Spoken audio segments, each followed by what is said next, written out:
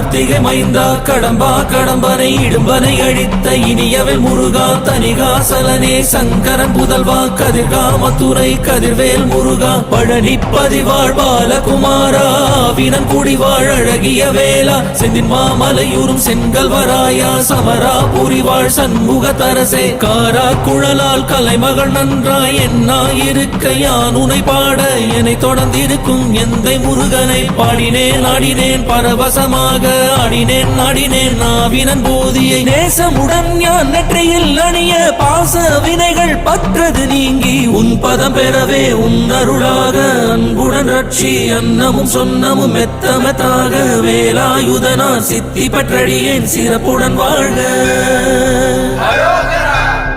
ஓம் சரவண பவாய நமः.